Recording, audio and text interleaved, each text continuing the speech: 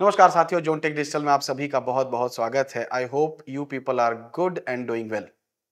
आजकल एक क्वेश्चन बहुत ही कॉमन हो गया राजस्थान के एस्पिरेंट में, इवन तो पूरे इंडिया के एस्पिरेंट्स में जो लोग भी आरपीएससी एएन को अटेम्प्ट कर रहे हैं। वो ये है कि जो आरपीएससी एएन का मेंस का पेपर है वो कन्वेंशनल है, और उस कन्वेंशनल पेपर में हमारी क्या स्ट्रेटजी होनी चाहिए, कैसी प्लानिंग हम करें, किन किन चीज़ों का ध्यान दें कि पेपर में हम अच्छा स्कोर कर सके और एक हमारी अच्छी रैंक आ सके। ऐसा सवाल इसलिए भी आ रहा है क्योंकि जब हम साल भर तैयारी करते हैं या हम प्रिपरेशन में जब होते हैं तो हमारा एक तरीका बना हुआ है ऑब्जेक्टिव का। हम ऑब्जेक्टिव अप्रोच से पढ़ाई करते हैं, फैक्ट्स को रटते हैं, हम डेटा को याद करते हैं या क्वेश्चंस के शॉर्टकट्स को अप्लाई करते हैं। लेकिन यहाँ पर ऐसा कुछ है नहीं है। यहाँ पे कन्वेंशनल है, डिस्क्रिप्टिव है, आपको प्रॉपरली यहाँ पर चीज़ों को प्रेजेंट करना पड़ेगा। तो ये बिल्कुल भी लोगों के लिए, कुछ लोगों के लिए तो बिल्कुल नया है। हाँ, कुछ लोगों के लिए ये इन चीज़ों से फ़ैमिलियर हैं जो ईएसई मेंस देते हैं या जो जिन्होंने पहले एग्ज़ाम दिया है। लेकिन majority of the student, majority of the mass के लिए ये चीज़ें बिल्कुल नई हैं। और ये चीज़ें इतनी नई होने के साथ-साथ ही इतनी क्रिटिकल इसलिए भी हो जाती हैं क्योंकि अगर आपने इसमें मिस्टेक की तो आपको पता है ये वैकेंसी 5 साल बाद, 6 साल बाद आती है, लंबे समय के बाद आती है और एक अच्छा खासा नंबर है। तो हर कोई ये चाह रहा है कि इस नंबर में मेरा नाम आ जाए।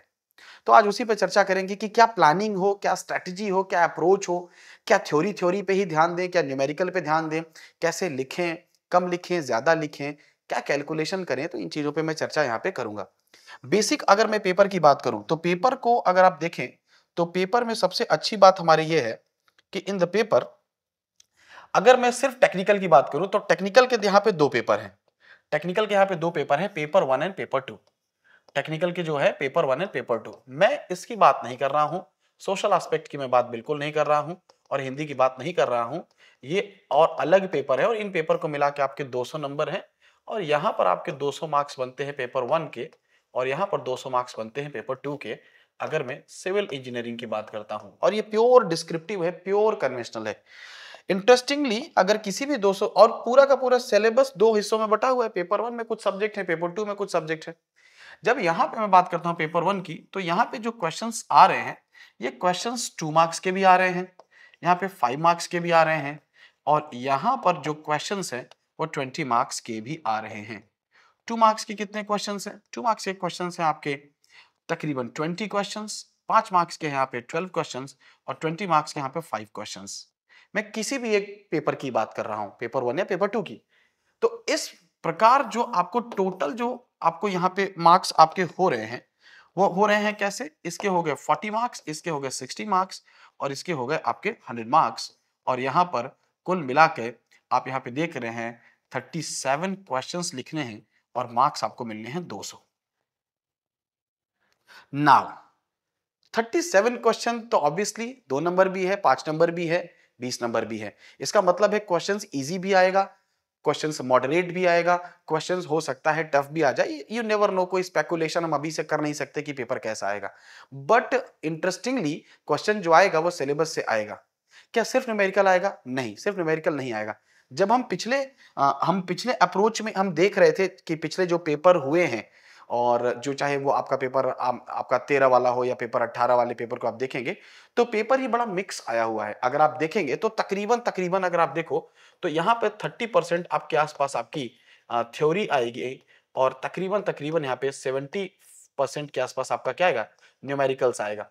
अब नाउ क्वेश्चन अराइजेस कि सर क्या 20 नंबर में सिर्फ न्यूमेरिकल आएगा और 2 नंबर में सिर्फ थ्योरी आएगी? क्या 5 नंबर में सिर्फ न्यूमेरिकल आएगा या 5 नंबर में सिर्फ थ्योरी आएगी? तो ऐसा बिल्कुल भी नहीं है। न्यूमेरिकल 2 नंबर में भी आ रहा है, आ सकता है और थ्योरी 20 नंबर में भी आ सकती है।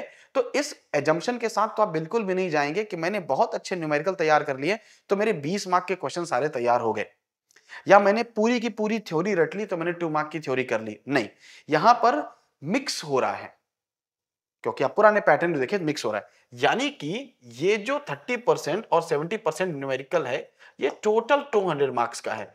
अब दोस्त इसमें होगा क्या कि इसमें अगर कोई स्टूडेंट ये अप्रोच लेके चले कि मैं न्यूमेरिकल ही न्यूमेरिकल पढ़ता रहूंगा और मैं ईएससी के भी क्वेश्चंस लगा लूंगा और मैं स्टैंडर्ड बुकों के भी क्वेश्चन लगा लूंगा और मैं सिविल सर्विस के भी मेंस के क्वेश्चन लगा लूंगा, इस कोचिंग के भी मटेरियल लगा लूंगा, उस कोचिंग के भी मटेरियल लगा लूंगा, तो आप ये समझ लो कि वो उसके हित में इसलिए भी नहीं है क्योंकि न्यूमेरिकल का लेवल वो है ही नहीं आरपीएससी में। अगर आप आरपीएससी में न्यूमेरिकल का लेवल देखते हैं और मैं यूपीएससी में न्यूमेरिकल का लेवल देखता हूं, तो मुझे बहुत ज्यादा डिफरेंस दिखता है कि जिस तरह के क्वेश्चन, जिस लेवल के क्वेश्चंस वो आपसे सॉल्व करवाता है आरपीएससी में, और जिस तरह के क्वेश्चन आप पीएससी में लगातार पीवाईक्यूज करते हैं, तो ये मोर और less UPSC is on bit on higher side. तो आप ये सोचो कि मैं एक प्रीवियस ईयर की किताब ला के और पूरे के पूरे सवाल लगा लूं और मैं आरपीएससी एएन के लिए प्रिपेयर हो गया, बिल्कुल भी नहीं। तो आपको करना क्या है, होना चाहिए सबसे अच्छा वो सिलेबस कवर होना चाहिए। सिलेबस कवरेज में क्या है, हर बेसिक डेफिनेशन, सिलेबस में लिखी हर एक पार्ट को कंप्लीटली पढ़ना है, समझना है, हर एक यूनिट को पढ़ना है, समझना है, और वहां से जो जो पॉसिबल न्यूमेरिकल मिल रहे हैं उसको करना है। उसके बाद किसी भी कोचिंग का एक मटेरियल उठा के आप वहां से प्रैक्टिस कर सकते हैं, अगर आप कोचिंग नहीं आ रहे। अगर आप कोचिंग आ रहे हैं तो कोचिंग आपको डिटेल में पूरा सिलेबस करा रही है। अब एक चीज जो आपके हित में और है, आपको पता होगा कि जो ये 20 मार्क्स का क्वेश्चन है, ये अब मैं आपका ध्यान खींचूंगा 5 मार्क्स और 2 मार्क्स के क्वेश्चन पर। आपको पता है कि जो 2 मार्क्स का क्वेश्चन है उसमें सिर्फ आपको 15 वर्ड्स लिखने हैं, ठीक है। जो 5 मार्क्स के क्वेश्चन है उसमें आपको 50 वर्ड्स लिखने हैं, और जो 20 मार्क्स के क्वेश्चन है उसमें आपको कितने लिखने हैं, 200 वर्ड्स लिखने हैं। इसके लिए आपको 3 लाइनें मिलेंगी, इसके लिए आपको if I am not wrong तो 7-8 लाइनें मिलेंगी, इसके लिए तकरीबन तकरीबन 30 से 35 लाइनें, 2 पेज मिलेंगे। यानी आप देखो, सिर्फ कॉन्सेप्ट आना आपके लिए जरूरी नहीं है, आपको उस कॉन्सेप्ट में लिमिटेड बातें लिखना भी इंपॉर्टेंट है, वो स्किल भी आनी चाहिए।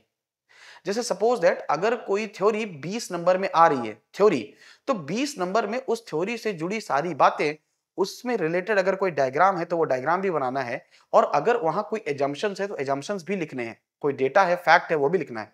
लेकिन अगर 2 मार्क में कोई चीज किसी चीज के बारे में पूछ रहा है तो आपको सिर्फ डेफिनेशन लिखना है, या सिर्फ जो चीज पूछी है उसका एग्जाम्पल लिखना है, क्योंकि यहां पर आपको 15 वर्ड्स और 3 पॉइंट्स, 3 लाइनें ही मिलती हैं। अब होगा क्या कि जब आप पेपर देने जाओगे तो कोई क्वेश्चन आपको बन रहा है, कोई क्वेश्चन नहीं बन रहा है, या कोई क्वेश्चन बहुत अच्छे से आ रहा है, कोई क्वेश्चन बहुत अच्छे से नहीं आ रहा है। तो आप किस चीज की गलती करोगे कि आप थोड़े से जज्बाती हो जाते हो, जो क्वेश्चन बन रहा है उसको थोड़ा सा ज्यादा ही लिख दोगे, और जो क्वेश्चन नहीं बन रहा है उसमें भी कुछ ना कुछ जबरदस्ती लिखने की कोशिश करोगे। ये काम यहां नहीं करना है, ये कॉलेज नहीं है। आई रिपीट, ये कॉलेज नहीं है, ये काम यहां नहीं करना है। आपको जो क्वेश्चन अच्छे से बन रहे हैं उसमें भी परफेक्ट 3 लाइनें ही लिखनी है, या 15 वर्ड ही लिखने हैं।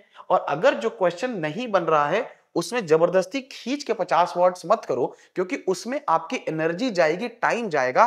ठीक है, जितना लिख पाए परफेक्टली लिखा, जो भी, उसके बाद हम अपनी पूरी ऊर्जा, पूरी एनर्जी या पूरा सोल्यूशन 20 मार्क के क्वेश्चन पे या अदर मार्क के क्वेश्चन पे लगाएंगे।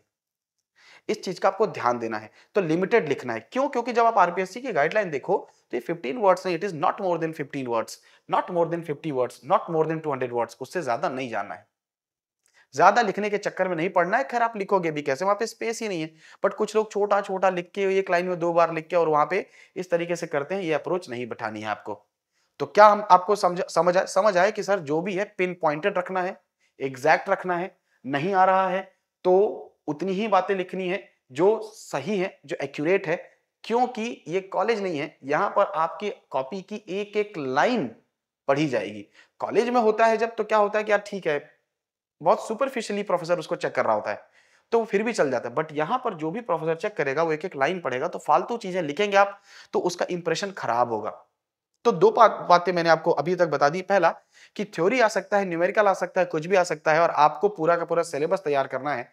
दूसरा, क्योंकि पेपर का लेवल बहुत ज्यादा नहीं होगा, जिस बंदे का सिलेबस तैयार है वो आसानी से अटेम्प्ट कर लेगा सारी चीजें। दूसरा, लिखने में ध्यान रखना है कि आपको लिमिटेड वर्ड्स लिखने हैं और अननेसेसरी एक्स्ट्रा वर्ड्स, एक्स्ट्रा चीजें नहीं लिखनी है। क्यों? उससे आपके, एक तो आपका इंप्रेशन खराब जाएगा, दूसरा आपका टाइम भी बर्बाद होगा। मैं आता हूं इन 100 नंबरों पे, और मैं आता हूं इन 100 मार्क्स पे। आपको बहुत अच्छे से दिख रहा है कि इन 100 मार्क्स के भरोसे हैं 32 क्वेश्चन, और इन 100 मार्क्स के भरोसे हैं सिर्फ 5 क्वेश्चन। तो मैं जो पर्सनली सोचता हूं कि ये 100 मार्क्स तो स्टूडेंट को बहुत आसानी से मिल जाएंगे। 100 नहीं भी मिले और आपने पूरे के पूरे न्यूमेरिकल कर दिए 20-20 नंबर वाले, तो आई एक्सपेक्ट आपको 17-18 नंबर ऑन एन एवरेज मिल गया, और आप 80-85 नंबर ऑन एन एवरेज ले आए। आइडियली 80 नंबर आप ले आए। उन 5 क्वेश्चनों से।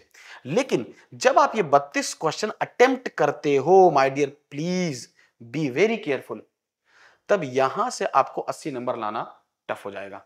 उसका रीजन है, पहली बात कि इन 32 में से न तो पूरे न्यूमेरिकल होंगे, न तो पूरे थ्योरी होंगी, चीजें होंगी मिक्स, पहली चीज। दूसरी चीज है एरर ऑफ मार्जिन बहुत है। यहां पर आपको ऑप्शन भी मिलेगा कि 6 सवाल है, 6 में से आप कोई 5 कर लो, या 7 है, 7 में से कोई 5 कर लो। लेकिन 2 नंबर और 5 नंबर में कोई आपको ऑप्शन नहीं मिलेगा कि ये कर, इसमें से इतना ही करो, इसमें से इतना ही करो। जो क्वेश्चन दिया हुआ है वही क्वेश्चन आपको करना पड़ेगा, जो क्वेश्चन आपको चाहे आए चाहे ना आए। और वहां आएगी थ्योरी भी। तो इस माइंडसेट से अगर कोई स्टूडेंट जा रहा है कि सिर्फ सवालों को मैं लगा लूंगा तो मैं 200 में 200 नंबर ले आऊंगा या बहुत मैक्सिमम नंबर लाऊंगा, नहीं। यहां पर आता है थ्योरी पढ़ने का इंपॉर्टेंस, यहां पर आता है नोट्स पढ़ने का इंपॉर्टेंस, यहां पर आता है सिलेबस कंप्लीट करने का इंपॉर्टेंस। क्योंकि अगर आप देखो, अगर वो ऑन एन एवरेज आधे नंबर भी काट ले 2 नंबर वाले सवालों में, और ऑन एन एवरेज 1.5 नंबर भी काट ले 5 नंबर वाले सवालों में, तो आपके अच्छे खासे नंबर कट जाएंगे और आप 60% नंबर पे आ जाओगे। पूरा अटेम्प्ट करोगे तो, अगर आप पूरा का पूरा अटेम्प्ट करोगे तो भी आपके यहां पे 65-70 नंबर आएंगे। तो हो क्या रहा है, हो क्या रहा है कि इन पांचों से आप ज्यादा नंबर ला रहे हो, इन 32 सवालों से आप कम नंबर ला रहे हो। और क्यों? क्योंकि उसके रीजन है, क्योंकि वो उसने उसमें से कुछ परफेक्ट आंसर आपने नहीं लिखा किसी में, या कोई चीज आपको नहीं आ रहा है, कोई चीज आपको आ रहा है। तो आपको करना क्या है कि पूरा का पूरा सिलेबस कवर करना है। आपको अपनी तरफ से ये स्पेकुलेशन बिल्कुल नहीं लगाना है कि मैं सिर्फ न्यूमेरिकल करके जाऊंगा, मुझे थ्योरी भी करनी है। दिस इज सो इंपॉर्टेंट, क्योंकि इस जो 32 क्वेश्चन का जो पोर्शन है, यानी कि ये जो 100 नंबर का पोर्शन है, ये सिलेबस कवर कितने अच्छे से किया है आपने, इन चीजों पर डिपेंड करेगा। कितना परफेक्टली न्यूमेरिकल लगाया है, इन चीजों पर डिपेंड नहीं करेगा। तो नोबडी, क्योंकि अब आप सोचेंगे अरे सर स्टेप मार्किंग होगी नहीं होगी। अब स्टेप मार्किंग होगी नहीं होगी वो बात की बात है, मुझे इससे फर्क नहीं पड़ता। बट अगर मेरा सिलेबस तैयार है और अगर मैंने अच्छे से कोचिंग करी, अच्छे से नोट्स प्रिपेयर किया है, तो मैं इसको भी परफेक्टली शॉर्ट टाइम में कर दूंगा और इसको भी परफेक्टली क्या कर दूंगा, एक एग्जैक्ट जितने वर्ड्स लिखने चाहिए उतने वर्ड्स में लिख दूंगा। तो पूरा सिलेबस कवर करिए, वर्ड बाय वर्ड लिखने की प्रैक्टिस करिए, 2 नंबर को 5 नंबर में लिखने का तरीका भी सीखिए और 5 नंबर को 2 नंबर में लिखने का तरीका भी सीखिए। क्योंकि जरूरी नहीं है कि ये पर्टिकुलर चीज 2 नंबर में ही आएगी या ये पर्टिकुलर सवाल 5 नंबर में ही आएगा, नहीं, वो कुछ भी हो सकता है सर। वहां अब कोई छोटा सवाल अगर 20 नंबर में आया जो आधे पेज में सॉल्व हो रहा है, तो आप आधा पेज लिख के सोच रहे हो 20 नंबर मिल जाएगा, नहीं मिलेगा। फिर उससे रिलेटेड ग्राफ बनाइए, उससे रिलेटेड चार्ट बनाइए। जैसे फॉर एग्जांपल मैं एक इन्फिल्ट्रेशन का क्वेश्चन लेता हूं, वो 20 नंबर में आया, इन्फिल्ट्रेशन कर्व का क्वेश्चन है। अब 20 नंबर में अगर इन्फिल्ट्रेशन कर्व का क्वेश्चन है और अगर आप सीधा इक्वेशन लगाते हैं तो आपको नंबर नहीं मिलेगा पूरा 20। हाँ, वो 5 नंबर में होता तो शायद आपको 4 4.5 मिल जाता, लेकिन 20 नंबर नहीं मिलेगा। तो 5 नंबर को 20 नंबर कैसे करना है? सर ग्राफ बनाना है, सर बार चार्ट बनाना है, सर इक्वेशंस लिखनी है, सर एजम्पशंस भी जितनी पॉसिबल हो वो भी लिखनी है, एंड देन सॉल्व करना है उसको। अब आप बोलोगे सर अभी तो आपने कहा था फालतू नहीं लिखना। बेटा फालतू लिखना कब हुआ? ये 200 वर्ड तो उसको ले जाओगे। और कोई चीज अगर बंदा ग्राफ बना रहा है, कोई बंदा उसमें एजम्पशन लिख रहा है, कोई उसकी कंडीशंस बता रहा है, तो ये फालतू लिखना नहीं हुआ। तो जब आप कोचिंग करते हो या जब आप कन्वेंशनल प्रैक्टिस करते हो, तो आप ये भी जानते हो कि मैं इस 5 नंबर को 20 2 नंबर में भी कैसे लिखूं और इस 5 नंबर को 20 नंबर में भी कैसे लिखूं। So this is also important. तो इन चीजों का ध्यान तब आप रख पाते हो जब आप लगातार क्वेश्चन प्रैक्टिस करते हो, जब जब आप लगातार आंसर राइटिंग करते हो। तो माय डियर, ये आई होप आप इन चीज़ों से फेमिलियर हैं, ये बेसिक बातें आपको पता है। बाकी हम इंस्टीट्यूट में इन चीज़ों को लेकर काफ़ी सीरियस रहते हैं और पर्सनली मॉनिटर भी करते हैं कि किस तरीके से आप चीज़ों को लेके चल रहे हैं। तो सिलेबस कवर करिए, लिखने की प्रैक्टिस करिए, अपने अंदर लिखने की स्किल डेवलप करिए, स्किल में रिप्रेजेंटेशन अपनी बेहतर करिए। वो एक दिन में नहीं आएगी, धीरे धीरे सही होगी, एंड आई एम एक्सपेक्टिंग कि आप सब अपने सिंसियर एफर्ट से अच्छा कर पाओगे। और जोनटेक इसमें आपकी जितनी मदद कर सकता है उतनी मदद करेगा। So thank you so much everyone for all your efforts and wishes, and I wish you good luck. Hope you best of luck for your exams. Thank you.